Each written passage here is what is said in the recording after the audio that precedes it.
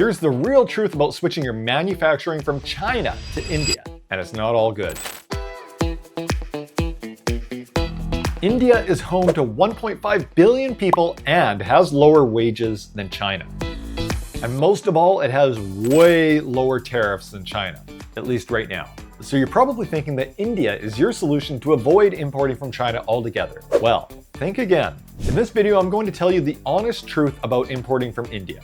I'll tell you my experience visiting factories in India, and I'll also tell you my experience placing orders and importing from India. So here is hard truth number one. Manufacturing in India is way more expensive than manufacturing in China. But you're saying, Dave, India is the most populated country in the world, even more than China. And you're saying, Dave, the average annual income in China is $17,000 a year compared to just $4,000 in India. So that must mean that India should be a great source of low-cost products, right? Well, think again. Overall, it will cost you more to have almost every single product made in India compared to China. Here's why. So first off, Chinese workers are way more productive on average. They have more automation and they have better infrastructure. They also just have more experience with mass production than India does, at least right now. They have streamlined processes from decades of global manufacturing exposure. Whereas in India, more labor hours are often needed for the same output as China. And one of the big reasons is that there's a major lack of industrial machinery and equipment in the country.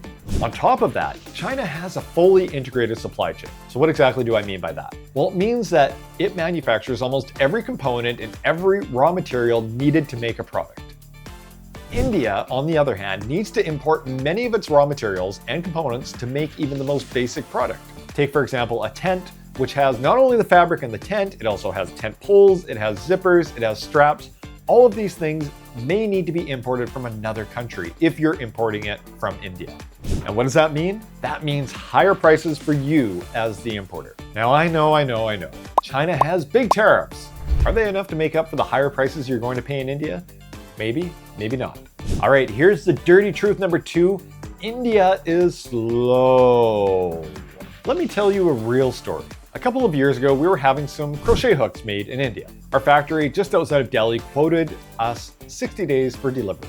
Month after month, the factory kept telling us that the order was nearly done. After 6 months though, the order was still not complete. Now you might think that this factory was just trying to scam us, but they weren't. They were simply taking forever to manufacture this product. They didn't have the manpower and they couldn't source the materials that they needed to make this product. Eventually, we just abandoned the order. But manufacturing isn't the only bottleneck. Logistics are slower too. And government red tape and bureaucracy, it's everywhere, and that makes things even slower. Even worse, the timing and speed is entirely inconsistent and unpredictable. Sometimes it might take 4 months to make your order, and other times it might take 8 months. Importing from India is like a box of chocolates. And we all know that on Amazon, if you run out of stock, it is a death wish for your product. So imagine finding yourself with a hot selling product and then going out of stock for 6 months because your Indian factory couldn't complete the order on time.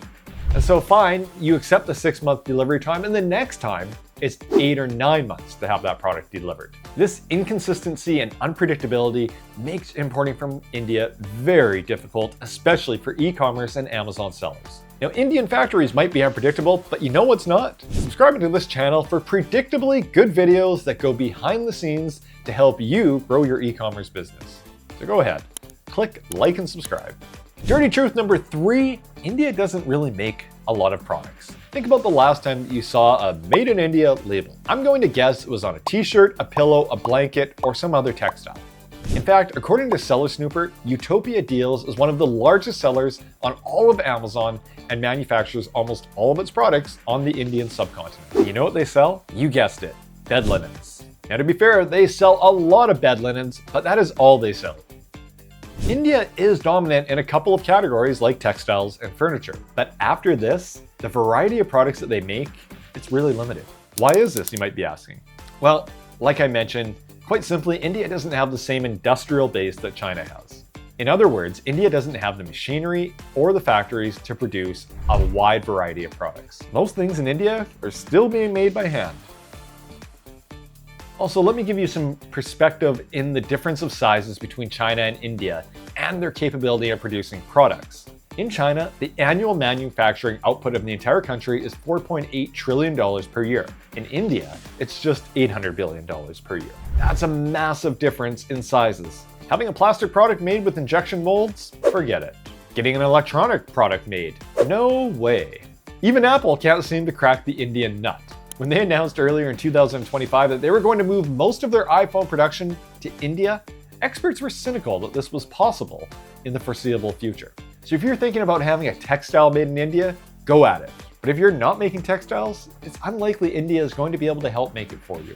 Dirty truth number 4, Indian suppliers want to be paid upfront. In China, most suppliers expect to be paid 30% upfront and the remaining 70% when your order ships. If you're slick, you might even be able to get credit with your Chinese suppliers, and you'll pay after you actually receive your products. While in India, forget that. In India, suppliers expect to be paid upfront.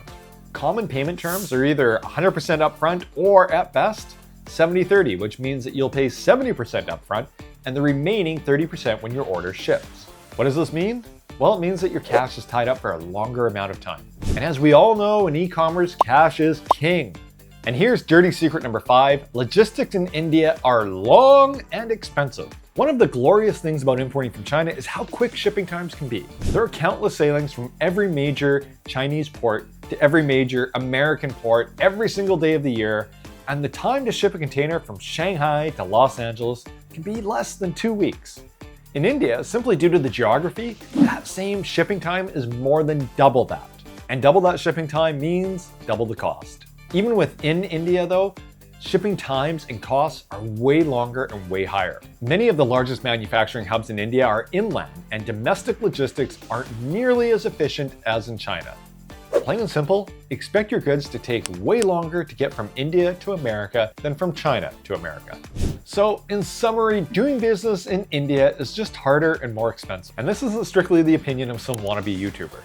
Even according to the official ease of doing business rankings, they put China at number 31 in the world and India at number 63. But if you look at the categories that are likely to affect you as an importer, the rankings are even more dire when you compare China to India. For example, one of the most common disputes that you might get into with a supplier is enforcing a contract. The factory promised to ship you 1,000 garlic presses in 30 days, and instead they shipped you 1,000 apple peelers in 60 days.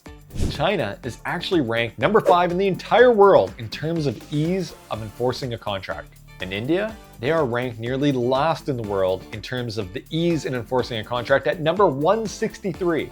Now, with all of this being said, it's not all bad for India. There are some positives. The first is language. English is much more widely used in India, and communication issues are far less common. And in terms of quality, there are some things that Indian suppliers do incredibly well. For example, India makes some of the most amazing handicrafts in the entire world.